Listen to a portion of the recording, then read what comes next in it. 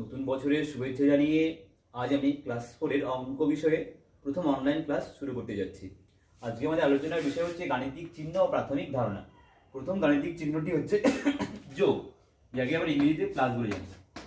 এর একটা ব্যবহার জানবো বা উদাহরণ জানার চেষ্টা করছি। 5 এবং 7 এই দুটো সংখ্যাকে যোগ করতে বলা হয়েছে। প্রথম আলোচনার বিষয় হচ্ছে 5 এবং 7কে আমরা কি বলে জানতে পারছি? যোগ্য সংখ্যা। দুই বা একাধিক যোগ্য সংখ্যার সমষ্টিকে আমরা বলি যোগফল। তাহলে 12 হচ্ছে এখানটায় যোগফল, আর 5 আর 7কে আমরা কি বলে জানতে পারছি? যোগ্য সংখ্যা। বোঝা গেল? একাধিক যোগ্য সংখ্যা হতে পারে, তার সমষ্টিকে আমরা যোগফল বলবো। পরবর্তী চিহ্ন হচ্ছে বিয়োগ। এর একটা ব্যবহার জানা যায়। মনে করো 7 থেকে 5 বিয়োগ করতে বলেছে, আমি বলতে পারি এই 7 সংখ্যাটি থেকে 5 বিয়োগ করেছি। এই বড় সংখ্যাটি কি বলতে পারি? আমরা বিয়োজন বলতে পারি। একে মিনিমাইট বলা হয় ইংরেজিতে। আর 5 যে সংখ্যাটি তাকে আমরা কি বলছি? বিয়োজ্য বা একে সাবট্রাহেন্ড বলতে পারি। আর এর বিয়োগফল, যাকে আমরা অন্তরও বলতে পারি, সেটা হচ্ছে এখানে 2 বেরিয়েছে, 7 থেকে 5 কমিয়ে 2 পেলাম, তাহলে আলোচনা বেশি কি হলো? এটা বিয়োজন, 4 থেকে বিয়োগ করলাম। আর যে নাম্বারটি বিয়োগ করলাম তাকে বলছি আমি বিয়োজ্য। আর যে রেজাল্ট পেয়েছি তাকে আমরা অন্তর বা বিয়োগফল বলতে পারছি। তাহলে ইংলিশে কি বলছি আমরা? একে মিনিমেন্ট, আর ছোট নাম্বারটিকে বলছি সাবট্রাহেন্ড, আর রেজাল্টকে আমরা ডিফারেন্স বলতে পারি। আর প্লাসের ক্ষেত্রে আমি কি বলতে পারছি? একে বলবো অ্যাডেন্স বলতে পারছি। আর রেজাল্টটা কি বলছি? সাম বলতে পারছি। এই দুটো চিহ্নের ব্যবহার হয়ে গেল আমাদের। 3 নম্বরে আসছি আমি গুণ চিহ্নের ব্যবহার। এই চিহ্নটাকে আমরা গুণ বলে জানি। সংখ্যা দেখা যায় 5 এবং 7কে ধরো গুণ করলাম, তো 5 সংখ্যাটিকে আমি কি বলবো? গুণ্য। যাকে গুণ করা হয় তাকে বলছি গুণ্য। আর যে সংখ্যা দিয়ে গুণ করা হয় তাকে কি বলা হয়? গুণক। তো 5 7 35 পেয়েছি, তো যাকে গুণ করলাম তাকে বলেছি গুণ্য। যে সংখ্যা দ্বারা গুণ করা হয় তাকে বলা হয় গুণক। আর যে ফলাফল তাকে বলছি কি? তাকে বলছি গুণফল। 5 7 35 পেয়েছি। বোঝা গেল? ইংলিশে এই নাম্বারটাকে বলতে হবে মাল্টিপ্লার, একে মাল্টিপ্লিকেন্ট বলতে পারি, আর একে আমরা প্রোডাক্ট বলতে পারি। বোঝা গেল? এবার ভাগ চিহ্নের এটা ব্যবহার দেখা যাক। আমি স্ট্রাকচারাল ভাবে দেখানোর চেষ্টা করছি। সাপোজ সংখ্যাটা এমন হলো, 3 দিয়ে আমাকে 13 ভাগ করতে বলেছে। আমি 3 4 12 করলাম, আমি এখনো কিছু পেয়ে গেছি।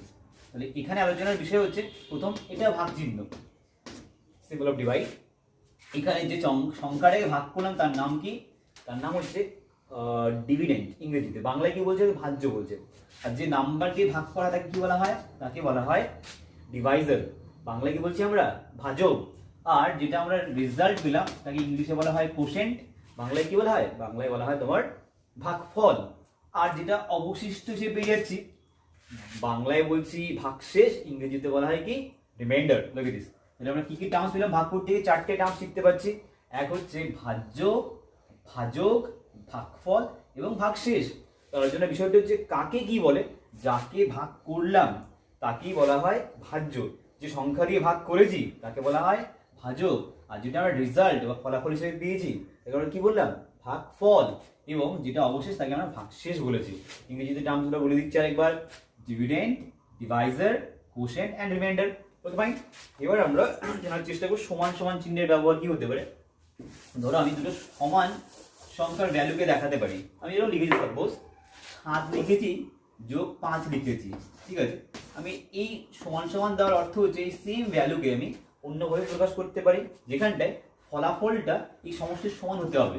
7 5 যেমন 12 হচ্ছে, কেউ যদি এরকম লিখে যায় 6 যোগ 6, সেটাও সমান কথা। এই চিহ্নের ব্যবহার দুপাশে সমান সমানের বাঁ দিকে এবং ডান দিকে থাকা সংখ্যার ভ্যালু সমান হতে হবে। সে যে ধরনের কনফিগারেশনে থাকুক না কেন, তোর ভ্যালু সমান হতে হবে। যেমন আমরা অঙ্ক করি, সরল অঙ্কে একাধিকবার আমরা নিচে সমান সমান দিই, আমরা দেখেছি প্রত্যেকটা লাইনের ভ্যালু সমান। কিন্তু তো স্ট্রাকচারাল ফর্মগুলো এক এক সময় এক এক রকম হচ্ছে, শেপ চেঞ্জ হচ্ছে, কিন্তু ভ্যালু সেম থেকে যাচ্ছে। বুঝা গেল? তো আমরা আরেকবার চিহ্ন দেখবো, not is equal to. Not is equal to means মানে দুটো সংখ্যার ভ্যালু যখন সমান হবে না, দুপাশে অবস্থিত সংখ্যার ভ্যালু যখন পরিবর্তন হয়ে যায় তখন তাদের অসমান বলতে পারছি। সাপোজ 7 লিখেছি, আর এখানে লেখা আছে 3 যোগ 4 লেখা আছে। 3 যোগ 4 বললে তো সমানই হয়ে যাবে। 3 যোগ 5 বলেছি, 3 আর 5 এর সমষ্টি হচ্ছে 8, আর এখানটায় লেখা আছে 7। এটা কি সমান? বলছি সমান নয়, তো কি চিহ্ন দিয়ে প্রকাশ করতে পারছি এই স্ট্রাকচারকে? আমরা নট ইজ ইকুয়াল টু, বাংলায় অসমান চিহ্ন বলতে পারছি আমি। এবার তোমাদের দেখাবো আমি বৃহত্তর চিহ্ন। দেখে নেবে বৃহত্তর চিহ্ন। এই চিহ্নটাকে আমরা বৃহত্তর বলেছি, ইংলিশে বলা হয় গ্রেটার দেন। কি করে বোঝাবো? 7 সংখ্যাটি 5 এর থেকে বৃহত্তর। 7 ইজ গ্রেটার দেন 5, এরকম ভাবে প্রকাশ করতে পারছি।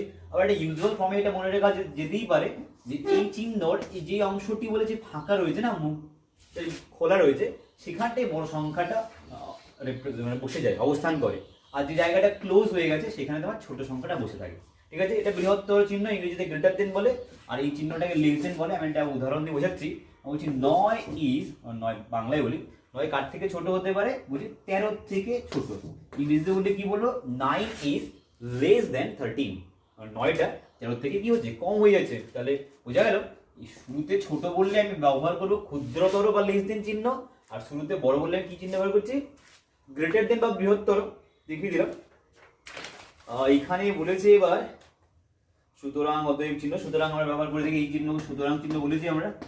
আর যেহেতু বললে একে উল্টো করে লিখতে হবে, একে আমরা কি করে লিখছি, এরকম লিখছি যেহেতু চিহ্ন। ঠিক আছে, তাকে বলে একটু বুঝিয়ে দিচ্ছি। সাপোজ 7 একটি মৌলিক সংখ্যা। কি করে বলতে পারছি, যে সংখ্যার শুধুমাত্র দুটি উৎপাদক থাকে তাকে আমরা মৌলিক সংখ্যা বলি, অর্থাৎ সংখ্যাটি এক এবং নিজেকে দ্বারাই বিভাজ্য, সেই সংখ্যাকে মৌলিক সংখ্যা বলে। মৌলিক সংখ্যা, প্রথম মৌলিক সংখ্যা আমরা কাকে বলতে পারছি, 2কে, 3কে বলছি, তারপর 5কে বলতে পারছি, 7কে বলতে পারছি, এগুলো মৌলিক সংখ্যা। ঠিক আছে, তারপর গিয়ে এসে গেল আমাদের 11 মৌলিক সংখ্যা। প্রশ্ন হচ্ছে এক কি মৌলিক সংখ্যা, উত্তরে না বলবো। কেন বলছি, এই প্রত্যেকটা সংখ্যার মৌলিক কেন, এদের দুটো মাত্র উৎপাদক। একটা উৎপাদক কি, যে সব ক্ষেত্রে এক, আর একটা উৎপাদক কি, সংখ্যাটা নিজে। তাই সবকে দেখাতে পারছি এক আর নিজে, যে এগুলো কি সংখ্যা, মৌলিক সংখ্যা। কিন্তু এক বলে যে সংখ্যাটা আছে তার একটি মাত্র উৎপাদক। মৌলিক সংখ্যা হতে গেলে দুটো উৎপাদক প্রয়োজন, এখানে একটি মাত্র উৎপাদক একের ক্ষেত্রে, তাই আমরা এককে না মৌলিক না যৌগিক বলতে পারছি। ঠিক আছে, এবার আলোচনা আসবে যৌগিক সংখ্যার। যৌগিক সংখ্যা কাকে বলছি, যৌগিক সংখ্যার 2-এর অধিক উৎপাদক থাকবে, এক এবং নিজে বাদেও আরো একাধিক, মানে আরো বেশি উৎপাদক থাকতেই পারে, তবে তাকে যৌগিক সংখ্যা বলছি।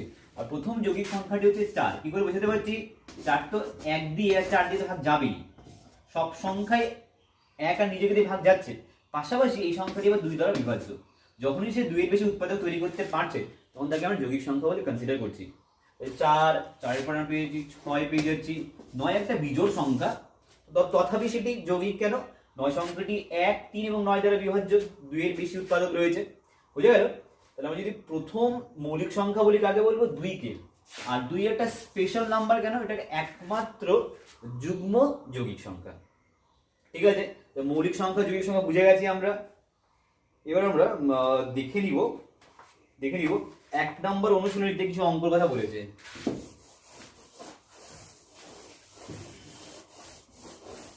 কি বলেছে, প্রথম বলেছে সাপোজ নিজে করে একে কথায় কিছু বলে দেওয়া হয়েছে, তাই সংখ্যায় প্রকাশ করতে বলেছে। সাপোজ একটা সংখ্যা বললো আমাকে 12 কোটি, আমি নিজে থেকে তৈরি করে বলছি, 12 কোটি 18,17,904। যেমন লেখা ছিল, আমি মনে করো এটা প্রশ্নে এরকমই বলেছিল, বাংলাতে কথায় লেখা ছিল, তাকে সংখ্যায় প্রকাশ, কমা ব্যবহার করেছি, খুব দ্রুত আমি করতে পেরেছি। আর একটা সিস্টেম কি হতে পারে, ওপরে একক, দশক, শতক, হাজার, অযুত, লক্ষ, দ্বিগুণ, কোটি বলে আমরা এই টার্মসগুলো লিখেও সহজে এদেরকে আইডেন্টিফাই বা রিকগনাইজ করতে পারি। অথবা আমাদের ব্যবস্থা কি হচ্ছে, কমা ব্যবহার করা। যেমন বলেছিল 12 কোটি, আমি কোটি প্রথম ক্লিয়ার করেছি। কোটির পরে আমার লক্ষর আলোচনা হওয়া দরকার। 18 লক্ষ বলে দিয়েছি, লিখেছি। যদি 18 লক্ষ না বলে সরাসরি 17,000 বলতো, তাহলে আমরা কি করতাম, লক্ষের জায়গায় দুটো শূন্য বসিয়ে দিতাম। একটা কনস্ট্রাকশন দেখানো যাবে রূপে। সাপোজ বলেছি কি 9 কোটি, লিখলাম 9 কোটি, কমা দিলাম। এবার লক্ষ ডিমান্ড করছে, কিন্তু আমার লক্ষ কথা বলেনি। লক্ষ যেহেতু বলেনি, কোটির পরে লক্ষ নিযুত দুটো ঘর, মানে 10 লক্ষের একটা ঘর থাকা উচিত। যেহেতু লক্ষ নিয়ে কোনো আলোচনা নেই, তো দুটো জিরো লিখতে হবে ম্যাক্সিমাম। আমরা হয়ে গেল লক্ষর কথা। এবার হাজার বলছে 5,000, আমরা জানি লক্ষর পরে হাজারেরও দুটো ঘর, তো দুটো প্লেস থাকা উচিত। কিন্তু বলেছে 5,000, মানে এক অঙ্কের সংখ্যা বলছে হাজারকে, লিখবো কি করে, 05, 5,000। তা বলছে 709, লিখে দিলাম 709। বুঝে গেল? এইভাবে কথায়কে আমরা সংখ্যায় প্রকাশ করতে পারছি, কথায় লেখা সংখ্যাকে সংখ্যায় প্রকাশ করতে পারছি। অপরপক্ষে এই সংখ্যাটিকে যদি কথায় বলে, তাও তবু পারবো আমরা। একটা টার্মস কি, ওপরে একক দশক লিখে নাও, তাতে হয়ে যাচ্ছে। আর একটা বুদ্ধি কি হতে পারে দেখাচ্ছি। সাপোজ কিছু সংখ্যা এর এসে গেল 1, 2, 3, 4, 5, 6, 7, 8, 9 মনে করে এসে গেছে। তো একে আমি কি করে কথায় লিখবো, আমার প্রথম কাজ হচ্ছে এদিকে গ্রুপিং করা, কমা কমা দিয়ে। আমি প্রথমে শতককে একটা গ্রুপ করলাম, কমা দিয়ে ডিফারেন্সিয়েট করলাম। শতকের পরে হাজারের জন্য আমার দুটো ডিজিটই থাকতে পারে সর্বোচ্চ, একেও আমি ডিফারেন্সিয়েট করলাম। এবার হাজারের আগে আমার কি থাকবে, লক্ষ। সর্বোচ্চ কত অঙ্ক? 2 অঙ্ক, 2 অঙ্ক রয়েছে এখানে, দিলাম, লক্ষ হয়ে গেল। বাকিটা যা বাজবে সবটাই কোটি, এখানে একাধিক সংখ্যা বুঝতে পারি। তো এখন আমি সহজেই পড়তে পারছি। এটা যদি শতক বলে জানতে পারি, তার আগে জানতে পারছি আমি হাজারকে, তার আগে লক্ষকে, আর বাকিটা হচ্ছে কোটি। তবে এখন বলতে পারি সংখ্যার ভ্যালু কি দাঁড়ালো? 12 কোটি, স্পেলিং করে লেখার ক্ষেত্রে 34,56,789। বোঝা গেল? একক দশকের ব্যবহারটা 3 ঠিক আছে, 4 থেকে কমা ব্যবহার করবো, এতে কি অঙ্ক করার স্পিডটা বেড়ে যাবে, মানে এক্সেলারেট করতে পারবো, কম সময়ে এই ধরনের প্রবলেম আমরা সলভ করতে পারছি জাস্ট কমার ব্যবহার করে। আর কিভাবে আমি রিগ্রুপ করেছি আমি দেখিয়েছি। শতককে একটা গ্রুপ করেছি, তারপর আমি হাজারকে গ্রুপ করছি 2টো ডিজিট নিয়ে, তারপর আমি লক্ষকে 2টো ডিজিট নিয়ে গ্রুপ করছি, কোটি আমরা রেস্ট অফ যা কিছু বাস্তব এখানে বসে যেতে পারে। মানের ঊর্ধ্বক্রম অর্ধক্রম সাজানোর কথা বলেছে, আমরা ছোট থেকে বড় কিংবা বড় থেকে ছোট শিখেছি, কিছু ক্লাস জানা ছিল, এখন 4 বলে ম্যাক্স নাম্বার ভ্যালুটা চেঞ্জ করেছে, বড় করে দেওয়া হয়েছে, কিন্তু সহজ কাজ, তোমরা করে নেবে এগুলো বাড়িতে। তারপর এখানে একটা আলোচনার বিষয় হতে পারে, কিছু অঙ্ক দেওয়া আছে, তার সাহায্যে ক্ষুদ্রতম ও বৃহত্তম সংখ্যা তৈরি করতে বলেছে। তো আমি এরকম কিছু বলতে পারি, সাপোজ এরকম প্রশ্ন দিয়েছে 7,0,9,0,8 বলছে 1 2 3 4 5, এই 5টি অঙ্ক ব্যবহার করে 5 অঙ্কের বৃহত্তম সংখ্যা বলতে বলেছে। তো 5 অঙ্কের যখন আমি বৃহত্তম সংখ্যাটা লিখবো, এবারটা কিরকম হবে, কিরকম লিখতে হবে, তুমি বড় থেকে ছোট সাজিয়ে দাও। সর্বোচ্চ অঙ্ক এখানে 9 রয়েছে, লিখলাম, তারপরে 8 আছে লিখে দিলাম, 7 লিখে দিলাম, তার 0 0 লিখে দিলাম। বৃহত্তম সংখ্যা লেখাটা খুব সহজ হয়ে গেল। কিন্তু কথা হচ্ছে, যদি ক্ষুদ্রতম সংখ্যাটি লিখতে বলে 5 অঙ্কের, এদের দ্বারা গঠিত, তাহলে কি করতে হবে, শূন্যকে কিন্তু আমরা কোনোভাবেই শুরুতে লিখতে পারবো না, কারণ বাঁদিকে শূন্যর কোনো ভ্যালু নেই। যদি তুমি 0 0 লিখে 7 8 9 করো, মানে তুমি এই ফরম্যাটটাকে উল্টো করে লিখে দাও, তাহলে সংখ্যাটা 5 অঙ্ক থেকে 3 অঙ্কে চলে আসবে। আমাকে তো শুরুতে বলেই দিয়েছে 5 অঙ্কের ক্ষুদ্রতম সংখ্যা লিখতে হবে, দিয়ে আবার সিস্টেমটা কি করবো, শূন্য বাদে সবচেয়ে ছোট অঙ্ক কোনটা সেটাকে আগে খুঁজে নাও। 7 দেখতে পাচ্ছি, তারপর 2টো শূন্য বসিয়ে দাও, তারপর তুমি ছোট থেকে বড় সাজিয়ে দাও। এরকম কিছু পেলাম আমরা। তাহলে বৃহত্তম সংখ্যাটি কি আসছে 98,700, আর ক্ষুদ্রতম সংখ্যাটা কি আসছে 70,089। বোঝা গেল? এই দুটো বিষয় ছিল। তারপর এখানে কিছু গুণভাগ দিয়েছে, স্থানীয় মানে বিস্তার দিয়েছে, একটা স্থানীয় মানে বিস্তার দেখানো যেতেই পারে, সেটা তোমরা শিখেছো, খুব অল্প সময় রেখে দিচ্ছি। সাপোজ এখানে এরকম একটা কিছু সংখ্যা দিয়েছে 5,700 এরকম দিয়েছে, 700, একে তুমি স্থানীয় মানে বিস্তার করো। কি করে করবে, প্রথম 5 এর স্থানীয় মান বলো, 5 লিখার পর 3খানা শূন্য বসিয়ে দাও, 5,000 হয়ে গেল। 7 এর স্থানীয় মান করো, 7 লিখার পর 2টো শূন্য, শূন্যর স্থানীয় মান তো শূন্যই না, যেখানেই অবস্থান করুক, তো শূন্য লিখলেও হবে বা এই ঘরটা ছেড়ে দিলেও পারতাম আমরা। তাই 9 এর স্থানীয় মান করলাম। বোঝা গেল? এই সিস্টেমটা ফলো করলে যত বড় অঙ্কই হোক না কেন, সংখ্যা যত বড়টাই হোক না কেন, তার প্রত্যেকটা অঙ্কের স্থানীয় মান, ইংলিশে বলে প্লেস ভ্যালু, বের করলে এরকম কিছু ফরম্যাট তৈরি হবে। বোঝা গেল? এবার আজকে তোমাদেরকে আমি একটা সরল অঙ্ক দেখিয়ে দিই, পরবর্তী সময় সরলের উপর ক্লাস হবে, আমি বদমাশ বিষয়ক আলোচনা করব। এখন শুধু সলভ করতে সাহায্য করছি, তার কারণটা হচ্ছে আমাদের 3তে এগুলো ছিল, তাই না? তো একটা অঙ্ক আমি পেলাম এখানটায় 12 নম্বর দিয়েছে, দেখো 70 যোগ 60 বিয়োগ 24 বিয়োগ 3 গুণ 3/3 গুণ 4 second bracket close, third bracket close, কি দিয়েছে ভাগ 2, ভাগ 2।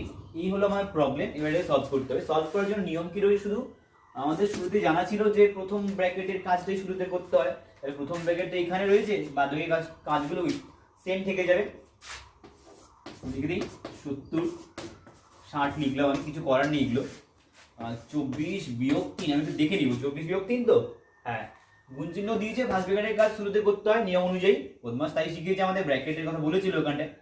3 থেকে 3 ভাগ করে 1 পাওয়া গেল, গুণ 4 বললাম, second bracket close, third bracket close, ভাগ 2। এবার দেখে নিচ্ছি আমরা সেকেন্ড ব্র্যাকেটের কাজ করতে হবে। এখানে কি চিহ্ন আছে, একটা গুণ আর একটা বিয়োগ, 2টো গুণ চিহ্ন আছে।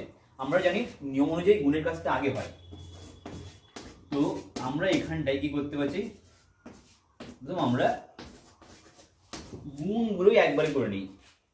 3 গুণ 1 গুণ 4 করে 3 4 12 হচ্ছে, মানে 1 দিয়ে কাউকে গুণ করলে তার গুণ ফলের কোনো পরিবর্তন হয় না, তাই না?